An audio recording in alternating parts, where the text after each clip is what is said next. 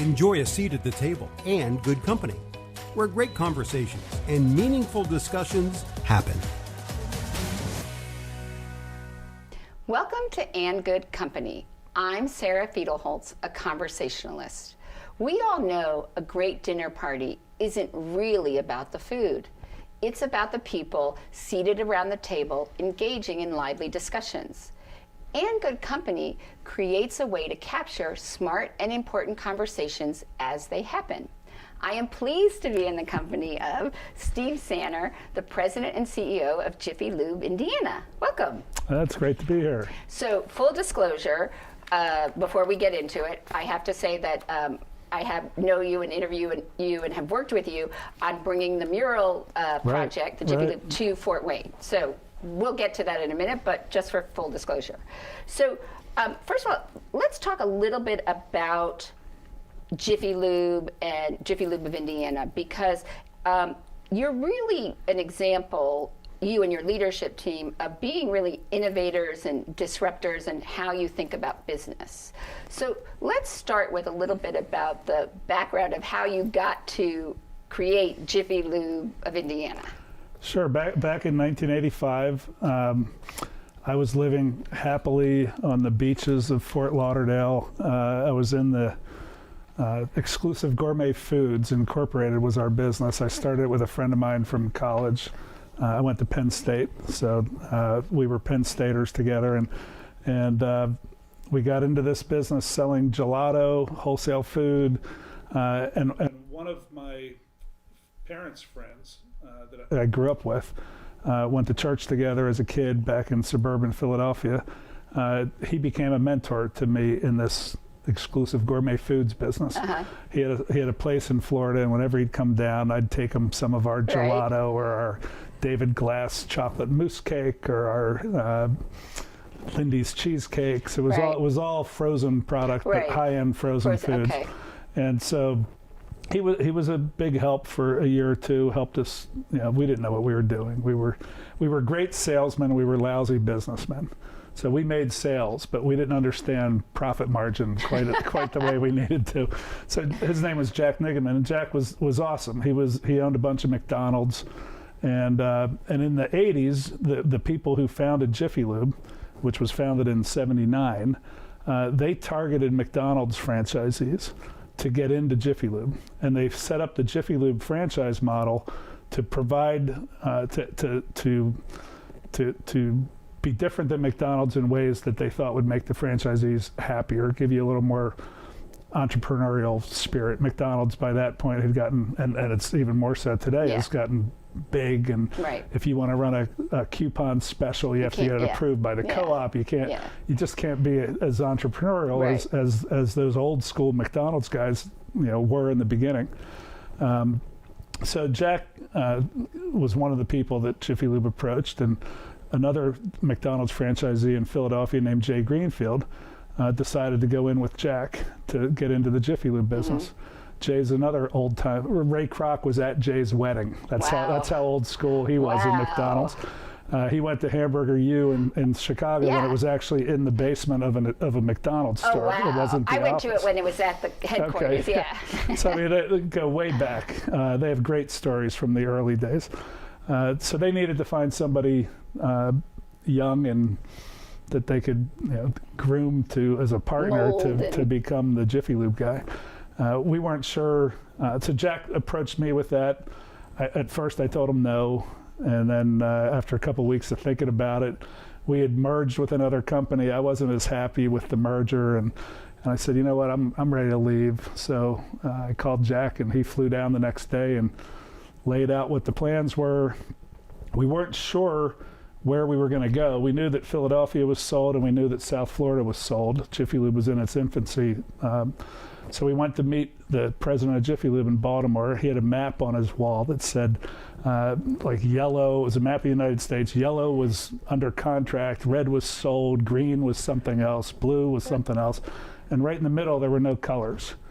And we said, what's that? And I said, that's called Indiana. We don't have no ties to Indiana, but we knew that we wanted to be, they knew, Jack and Jay knew that to be entrepreneurial, we needed to have our own territory. Right. We didn't want to share with anybody. Right. If we wanted to do $5 off, we could do $5 off. And so they said, okay, we'll take Indiana. And by the way, there's what's below that. I said, that's Kentucky. And it's Michigan up above. Yeah, we'll take. So we didn't want to take Detroit. Jack had actually gone to Albion College. So he had some ties in Michigan. Right. But we bought Western Michigan, Indiana, and Kentucky. Okay. And when I say buy it, we agreed to build Right. a certain number of stores over the next 10 years. Right. So off we came. I was the young guy to move out here. The nearest person I knew lived in Pittsburgh, so I knew no one. Right. I knew Indianapolis would be our biggest market, and so I came in I-70, and for whatever reason, I turned north on 465. I got off in Castleton because it looked kind of busy. I got a hotel room for a week. I went in the next day to the Ale Emporium for lunch. I met the owner, said, where should I live? He told me about an apartment complex across the street. So I went over there and got an apartment and started making friends. Ended up meeting my wife at that apartment complex, and 31 years and 4 kids later, we're doing well. So, and how many do you have now? I look back and think it's just so in some ways, you're sort of the do what I say, not what I did, because you did not, to have a plan and a focus. Yeah, there wasn't a big plan. Well, I mean, we knew what we thought we knew we were going to do, but then, so we have 50 stores today, but we've had as many as 56.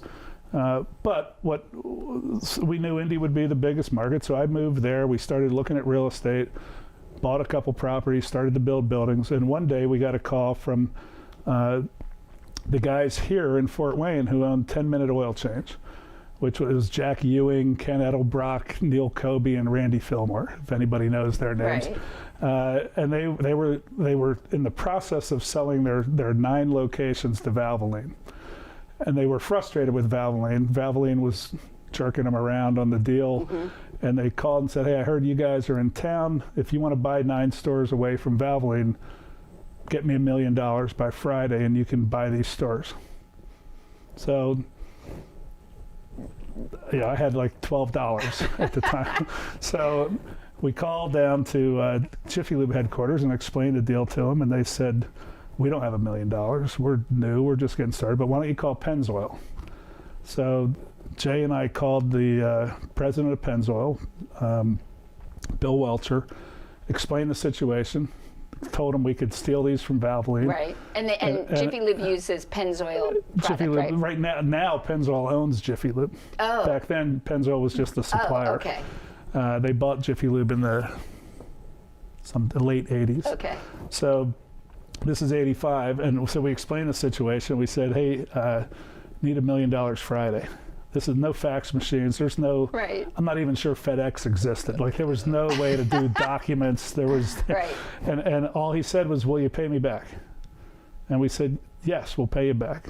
He said, how long will it take? And we said, give us 90 days to find a bank that'll loan us the money. Okay. 'Cause, I mean, this is like Tuesday and it's Friday. Right.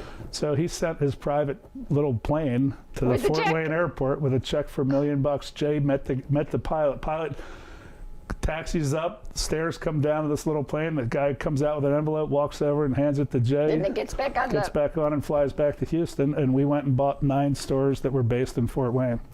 And that got us on the map. So I still live in Indy because that was always going to be our biggest market, but our first stores were in Fort Wayne. Right, because you're based, So our office is in Fort Wayne. Dan Frick, who still works for us today, he's a partner now, and he's our CFO, former CFO. He's now only working a day or two a week. He's in that phase. But Dan is still with us from day one. So you really didn't have the traditional training to think about a business and your employees. So tell me, though, how you created, and this is how you're really sort of an innovator, I think, with your Growing People Through Work program. Yeah, so the Growing People Through Work, we had two or three mottos, I guess, that we founded, the founding principles of the business. One was have fun making money. So whatever we do, we're going to have fun making money. And we were really good at having fun. We've been good at having fun for 35 years. We weren't so good at making money for the first 25. It's gotten pretty good the last decade, but we were up and down. We hung at the break-even point for 25 years. When it's stressful, tough, right. You're fighting. You right. get bad weather. You can't pay. You got to right. hold checks. Then good right. weather, you pay everybody. Right. I mean, it was a long time we went through struggling. What was the switch? I think we just eventually, once you get past the break-even point, the incremental profit starts to drop to the bottom line, and things just gets builds, good. Right. And then you have money to reinvest, and you have right. money to advertise, and you have money to do everything that you have money to invest in your people. Okay. So I think that have fun making money was a founding principle. Find a way to say yes that's my motto in life. That's what will be on my tombstone. My kids it's emblazoned in their brains.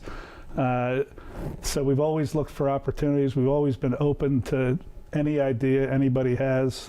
Let's vet it out. Sometimes the right answer is no, but no should never be the first answer.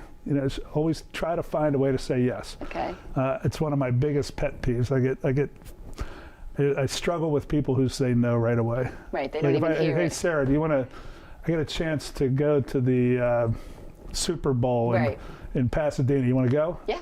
And if you go no, like people say no, I can't do it. I'm like, you didn't even try. Right. Give it a chance. Right. Show a little effort. But you also, I want to talk but about. Then so the third one was growing people through work. Okay. So that's that was a founding principle from the day we started. My parents are school teachers. My grandmother was a school teacher. Her sister's a school teacher. It's in our blood to want to grow people. Right. And so I didn't get into teaching, although at some point I still think I might.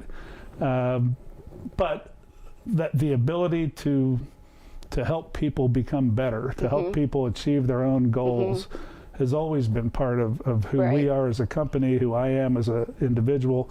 And so that was a key founding principle for us in the beginning. We did not, because of the struggle, it's hard, when you're fighting to survive, it's hard to invest a whole lot of time and energy and effort into growing people. Although we are blessed with, we have a whole bunch of people that have worked with us for 20 or 30 years. I mean, we're all growing old together. We know each other's kids. But do you also think that's because traditionally in a service business like this, a lot of people do it as a job? And you were giving people an opportunity to have careers. Well, so probably 8 or 10 years ago, we formalized what does growing people through work really mean. Okay. Like we say it all the time, but what does it mean? What does it look like? Right. And so we came out with about a 12-point plan. We've implemented that, and we're seeing, I think that's also part of maybe why we're sustaining such great growth now. Well, you also you recognize that, the fast lube business is pretty competitive.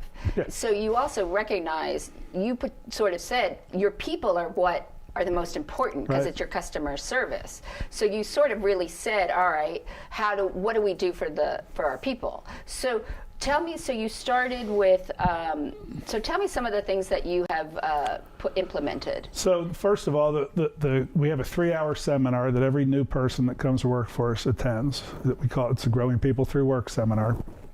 I teach it along with our COO, Lonnie Hinkle. And Lonnie is a perfect story about growing through work, because he actually started as a part-time guy vacuuming the cars, and then he actually was the district manager, for Fort Wayne, which was known as not a very good market. Yeah, and then he turned it around, and now he's your COO, and he also attributes losing 125 pounds to your Grow People Through Work program. We laugh that between the two of us, we've lost 60 pounds each. Wow. He's lost 120, and I've lost nothing. But I like to look at it the other. We're a team, so we lost 60 pounds each. But he's really, Lonnie's a great example. And you have several of those kinds of stories. We have a whole bunch. Because like Randall, Cleveland, you could list them. Right. No, it's amazing. We've had people who were on the verge of suicide who got into the program and we have a woman who's now managing our Valparaiso store who she was living in her car and had given up hope and saw a now hiring sign and went in and came to our class the second day she was at work. Okay, so you get hired, you come to this class. So we come to the class, and the class involves, we have a relationship with Key Bank, where everyone who works for us gets a personal banker. We teach financial literacy. The Key Bank personal banker comes in and teaches about a 40-minute class on how to set a budget, how to set priorities, how to save money, how to pay yourself first. It's a little bit of Dave Ramsey. It's a little bit of her own, the things that she believes in.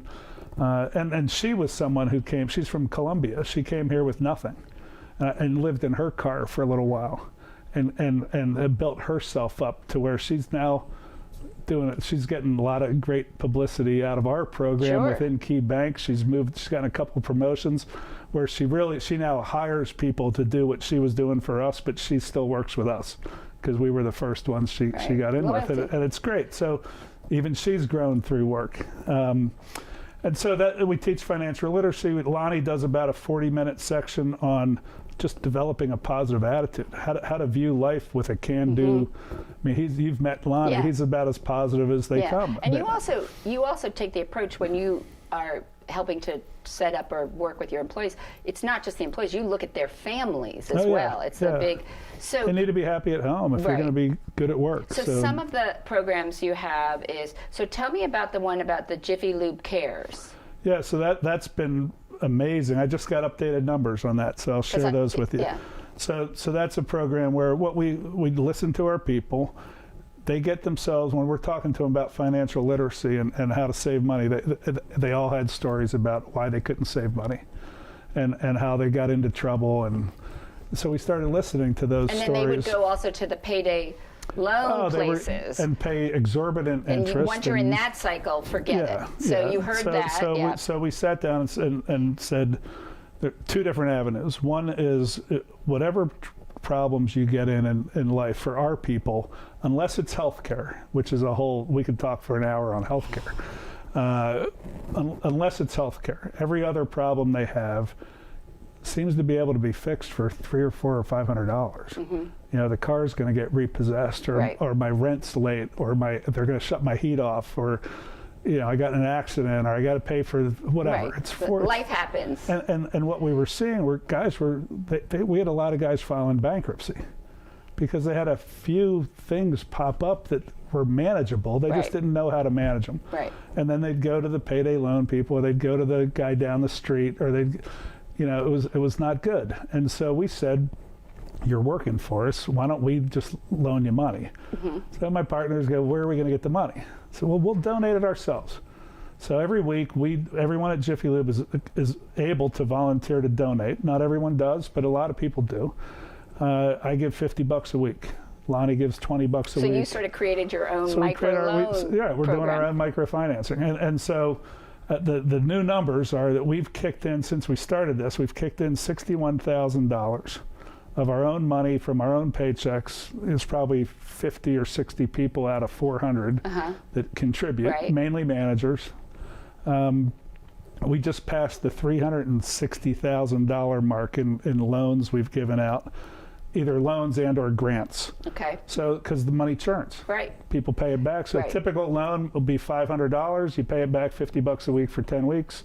You can't get a second loan until you paid the first one back. So there's a reason to pay it back as quick as you can, just in case you get into another problem.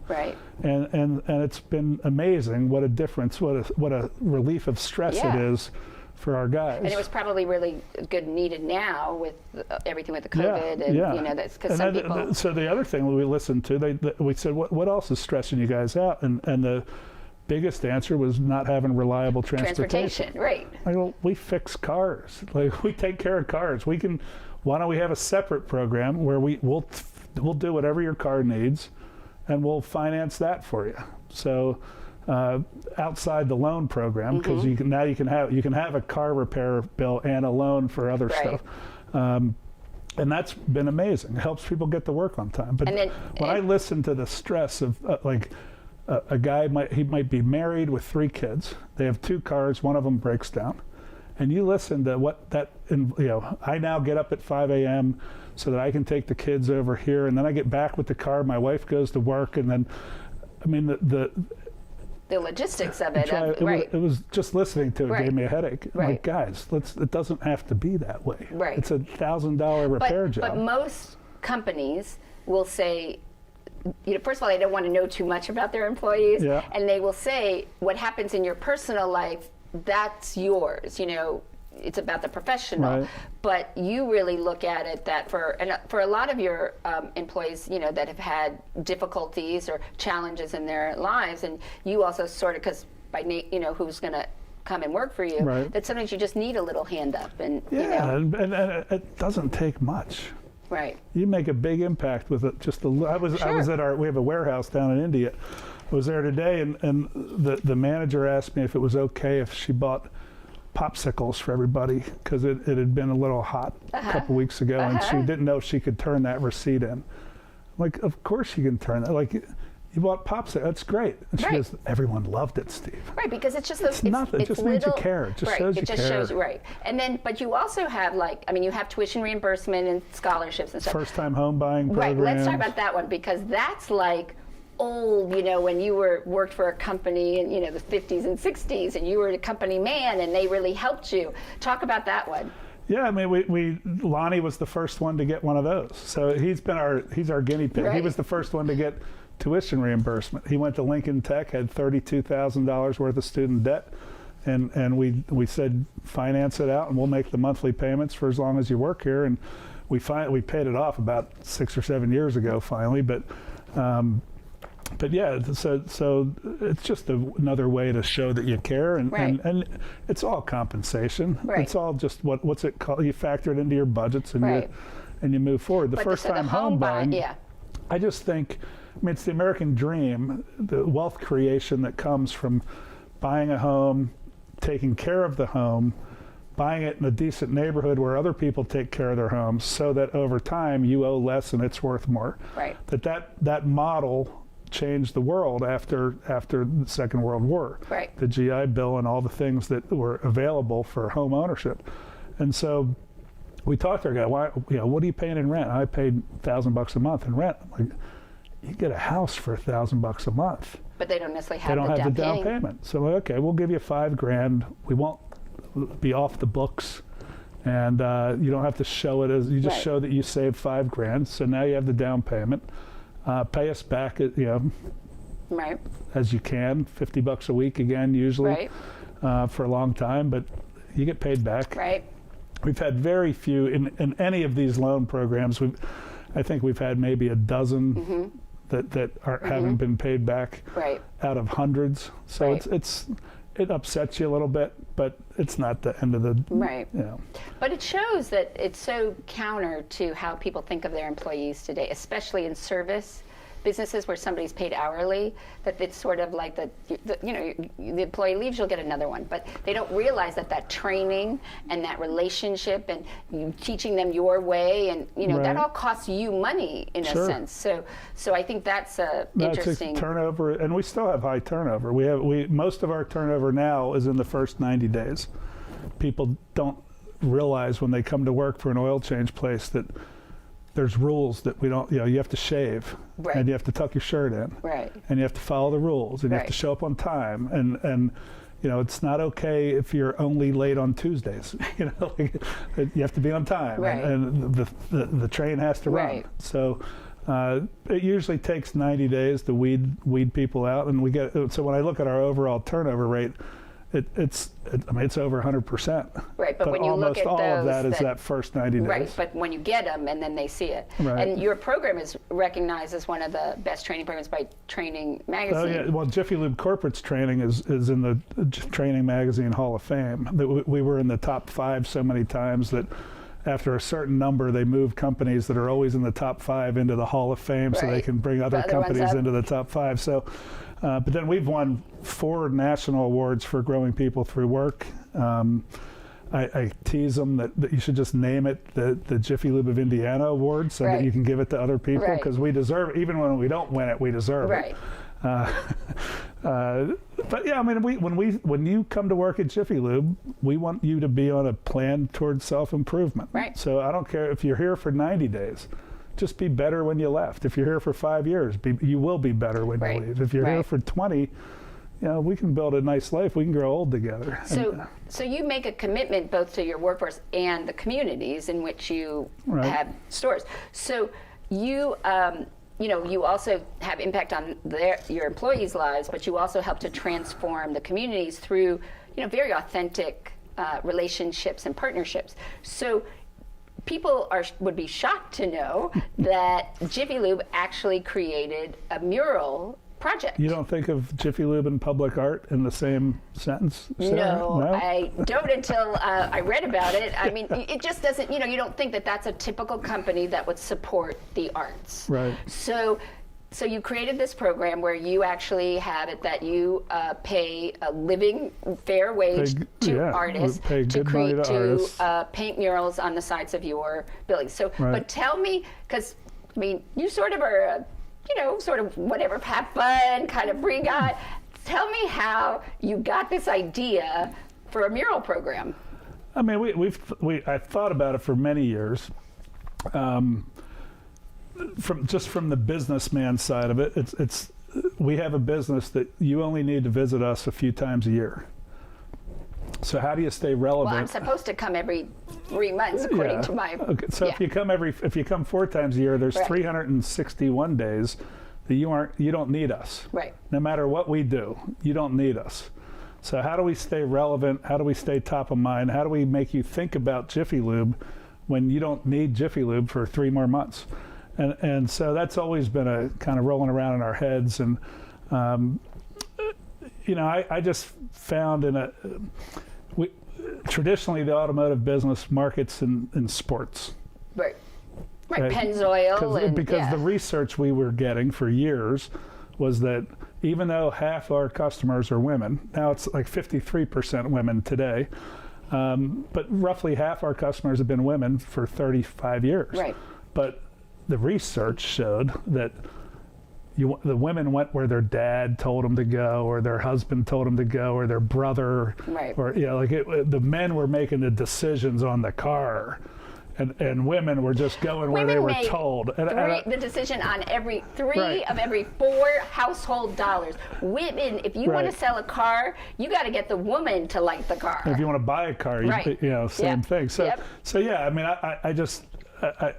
It just was so natural that's where we sponsored the Colts and the Pacers and the Comets and we went into sports, and if you want to talk about getting lost in a sea, that's what was happening. We didn't have the budget to compete with Firestone and Goodyear and car dealerships, and so we'd just get lost. And one day, probably 10 or 12 years ago, I got approached. I had a gay manager who was awesome, and he told me introduced me to the Indy Pride guys who were putting on a parade, and we're looking for sponsors. And I said, you know what, we'll sponsor that. We're inclusive, open, whatever. And we'll take all comers. You're agnostic. You're good for anyone who has a car. No religion, no politics. Just come get an oil change. If you have a car. We just love changing oil. Right.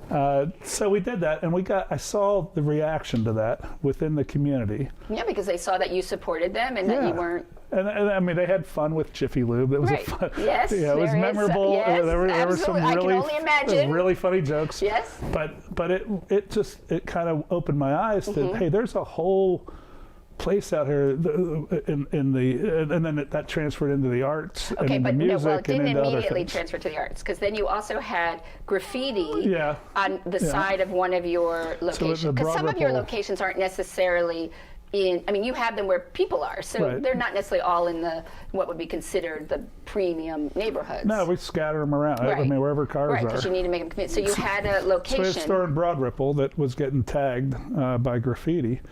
And I talked to a friend of mine, Susie Marshall. She actually called me and she said, hey, that store got tagged again. There's a group in Indy called the Department of Public Words, not Works. They're artists, and they go out and cover graffiti with beautiful murals. You should talk to them. So I called them, and it was one of the funniest conversations I ever. We just hit it off. We had an hour. I think I had 10 minutes, and I ended up I'm texting other people going, I can't cancel that. I'm having fun with Dave and Holly Combs and Megan Jefferson, the 3 artists that were at Department of Public Words. And so we we decided to start doing some murals just to see. I'd had that thought in my head before about what do you do to attract attention. The other thing that happens, sign ordinances are really tough. So they give you pay $1.5 million to build a building, and you get a sign this big, and you hope people can see it. But then you have to plant trees in front of it, and so what can you do to stand out? So that's been rolling around in my head for a while, but the mural idea okay, this is fun. So we did 3 with them. And that was in 2015. Yeah, we crowd painted them. I think 2 in 15, 1 in 16 maybe. They were very well received. We painted one at a Luke Bryan concert. So the artist would do the design and then put numbers, paint by numbers for the crowd. Yeah. We did one in the parking lot of the Broad Ripple store. And then we did one, was my favorite at that point, was Dave Combs, who part of the Department of Public Works. So I'd gotten to know him. We were making fast friends. And I'm sitting with him one day, and he told me that he had really had a battle with manic depression. He was bipolar and was hospitalized at one point in his life. And he said that, I said, well, how'd you get through that? And he said, I was wandering the halls of the hospital, and I went into the library, and I'm an artist. My eyes were drawn to this cartoon book, but it was a cartoon book about bipolar disorder. It was autobiographical about manic depression and bipolar disorder. And I picked it up and read it, and it changed my life. And I looked down and I said, was that book called Marbles? And he like, oh my God, you know that book? I said, Ellen Forney's my cousin. She's the one that wrote the book and did she's a cartoonist, graphic novelist out in Seattle. It's like, oh my God, the book saved my life. You know Ellen Forney? I'm like, yeah, let's call it. So I FaceTimed her right then. And we got Ellen on the phone, and Dave, he was so overcome. And so as we talked to Ellen and explained what we were doing, how Dave and I knew each other, the idea came up to do the cover of her book, Marbles, as a mural. And then put a green ribbon on it for mental illness and raise money for with the National Alliance of Mental Illness. So that one, we flew Ellen in from Seattle. It's great to see my cousin for a few days. And we did a thing at Indy Reid's bookstore, a little privately owned independent bookstore in Mass Ave in Indy. We painted the mural in the parking lot. And then we had a panel discussion with Dave, my cousin Ellen, and the head of NAMI. Wow. Packed the house, like standing room only. Really interesting evening, and we raised about $5,000 for NAMI. But the awareness is immeasurable. So that was a really cool experience. It was great that. My whole family was all excited. Hey, Steve and Ellen are working together on this mural, and Ellen just flew to Indianapolis. So that was really fun. After that, Dave and Holly decided that they wanted to move to Florida, and they kind of disbanded Department of Public Works. But we had gotten so into the program that we called the Indianapolis Arts Council, who had been kind of paying attention on the side.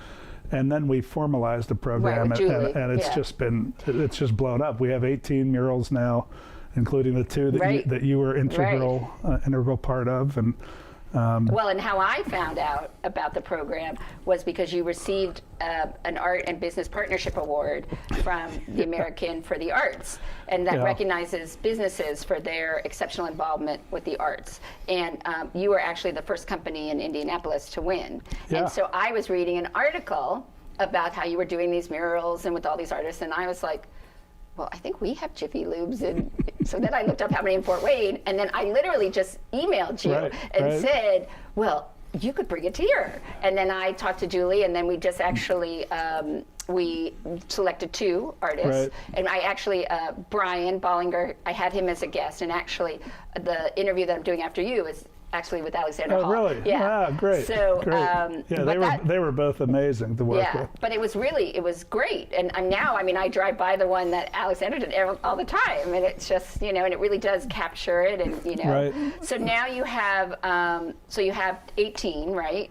And then you did have to take a little step back with because of COVID. Well, we were planning 3 more that we delayed till next year just because of COVID. we had the busiest week in the history of our business the first week of March, and the third week of March we were down 60%. I mean, it hit like a 1,000-pound weight. Right. And, but we're back now.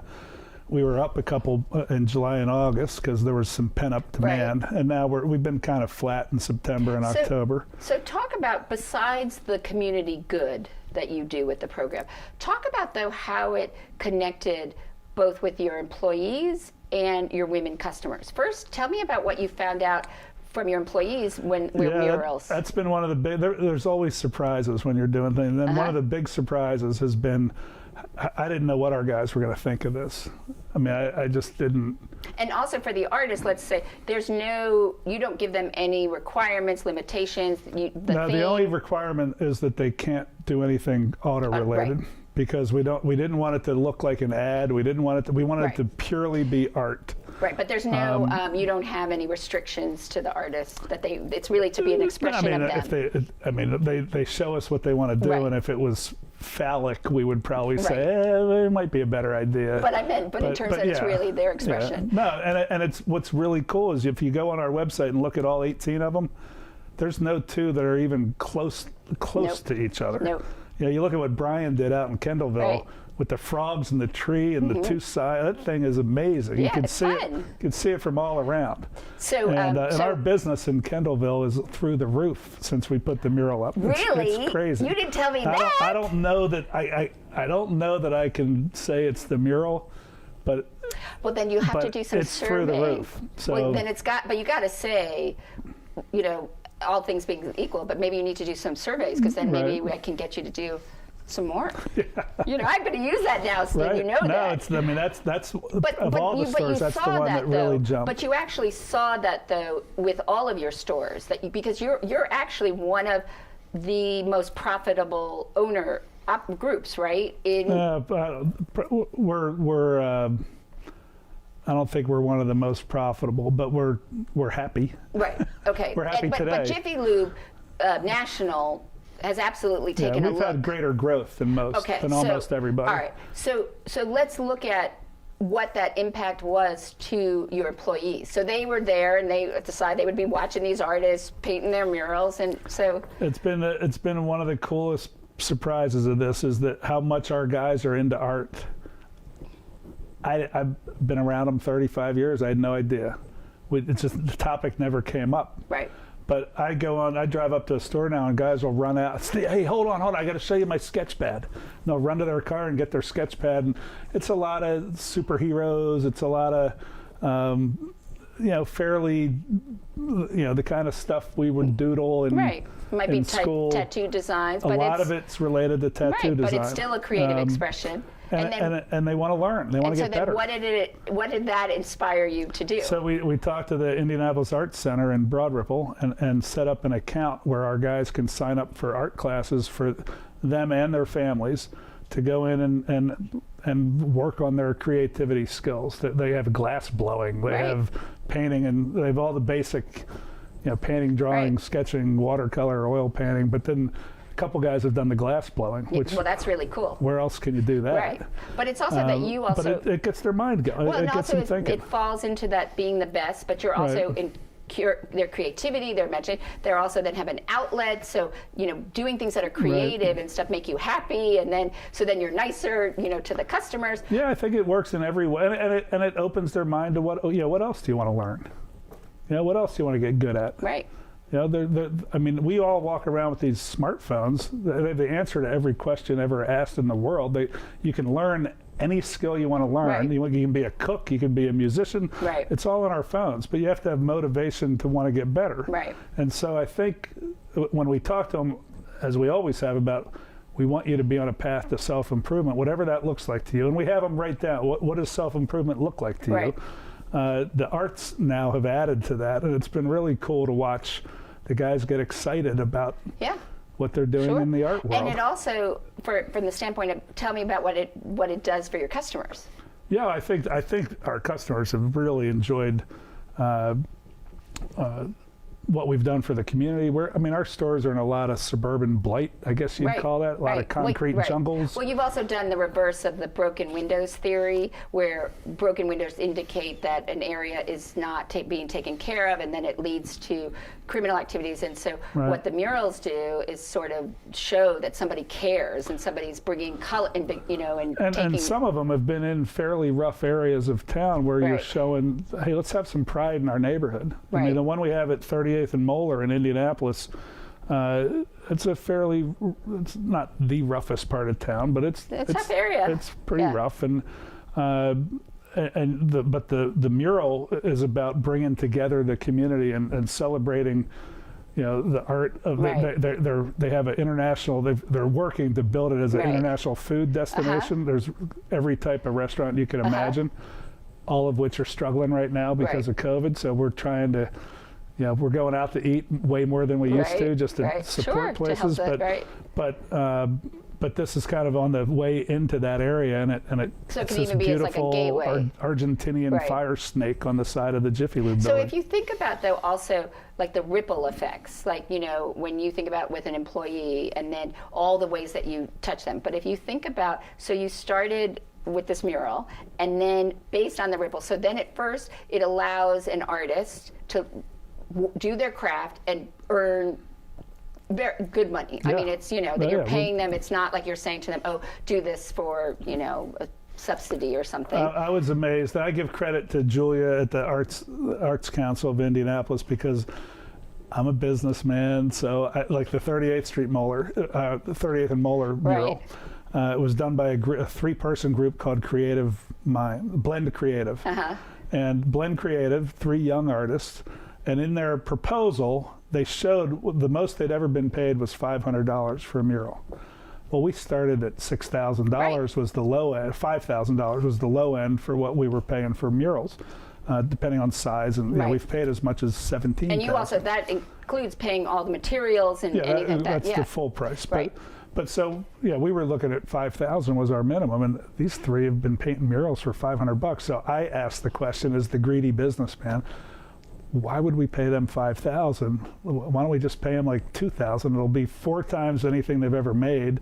They'll be happy. We'll save a little money. Maybe we can do another mural. Because at that $500, they weren't making a living. Well, and Julia said, look, we're here to support artists, and we're here to build artists. And these are 3 young artists that they are very good, and we want them to be able to earn a living doing their art, so they don't have to work 2nd and 3rd jobs. And so, that's what we said. So we paid them. I think we actually paid them $6,000, and they did a beautiful job. And I see them now, and they are so happy, because they're now like they'll come up and, Steve, we didn't know our work was worth that much. We had no idea. But that's now another. We got $8,000. Someone's paying us $8,000 to do this. But that's also a ripple, that then they become well known, and look at all the artists that have gone on to do other things. Well, I think one of the things artists struggle with is how do they price their work. Well, they don't understand that. Well, everybody does. Anybody who has a business product or something that's based on time, they don't know the value of it. So this group really learned that they're worth. And they can use, hey, well, Jiffy Lube paid us $6,000 for this. So now you're asking me to do that based on the $6,000 we got for this. I think we should get $8,000, and people say yes. And they're like, we didn't know, this is so cool. So that part, that's another part of growing artists through work. And then you started an apprentice program, right? Yeah. So we've specifically for artists of color. We've started an apprentice program to get young artists of color to exposure. So we've done 2 each of the last 2 years. We had 2 apprentices in 2019. We had 1 apprentice in 2020, and so they're working with a well-known full-time artist, very talented, who gives them training, leadership. Both of the lead artists have allowed the apprentices to do serious amounts of work, especially the one called the 3 Kings. Each of the apprentice did their own king, and then the artist Ish, who's actually from Hammond, Indiana, came down to Indianapolis, and he did the one in the middle. And you can, you can tell, but they're different. Some people love, Jamals or Matthews, but anyone that when I talk to the real arts community, they look at this. Oh, that's beautiful. That's amazing what he did. But they all look great. But everybody to me. needs a starting point. So it's just been a lot of fun, and it's been good for business. And I mean, did you ever think you were going to win in art and business? No, I had to get a tuxedo and go to Central Park to get a big national award. It was really funny. And it also sort of forged your commitment and involvement in arts and original music and different types of programs. And isn't Jiffy Lube National sort of taking a look at this? And I think we scared them in the beginning because they were worried about their brand standards. Right. But now they realized. And a lot of other franchisees are interested because they've seen our numbers grow. And so I've helped Jiffy Lube. We've worked together to define, some of these guys were like, hey, my cousin Bernie can paint. And I was like, no, that's not what this is about. Paying real artists, real money. In Fort Wayne, we had a steering committee and we had people, they submitted applications and then we had a social media plan, a PR plan. So I mean, you have to package this all together to get, and Jiffy Lube agrees with that, and now they have guidelines now. So I think I know I know of 3 or 4 murals that are going up around the country, and it would be really cool if. Not every Jiffy Lube works because some of the sides of the buildings don't face anything. Right. But for those that do, I mean, it'd be cool if all over the country there were murals. And to think that, so that's the ripple effect of what you do and how, you spread that good out there. And you're sort of known for, what you give, you're going to get back in spades. Yeah, and it's become a real passion for us. It's become and then I think the irony of how it brings it all back to automobiles and people's cars is that you're now working on the Jiffy Lube cultural trail. Yeah. So creating the road trip and the people that have the Indianapolis cultural trail don't like when we call it the cultural trail. Okay. Well, you could call it the mural. I think we're calling it the pathway to public art or something like that. But yeah, it's been very fun. And the idea is it's for people to drive around in their cars. It's been very fun. So if you go to, I think you pick any 10 murals and go take a selfie and post those, we send you free oil change. Right, but I also like the idea that it's encouraging people to go in their cars, so to do it. We just did we have a deal going right now with the City Moms group in Indianapolis where it's a COVID activity. It's something to do with your kids. Let's load up and let's go look at, for them we said if you go to 5 with your kids and take selfies, we'll send you a free oil change. But they have to answer, they can pick any 5, but they have to also answer a trivia question. About Jiffy Lube. So it's going to be, they're kicking that off next week. And I bet you're going to see a lot of people involved. Yeah, it's just anything that shares the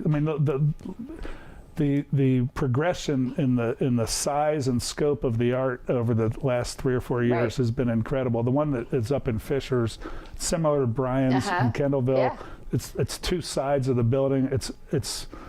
It's amazing. It's amazing what it does to the areas, and brings so much color and joy, I mean, in who life. thought you could get a bunch of people to come take a picture in Jiffy Lube? And you can't be annoyed, if you're sort of waiting or whatever. It's something about it just soothes you, and you look at it, and The one in Fishers got picked up by USA Today.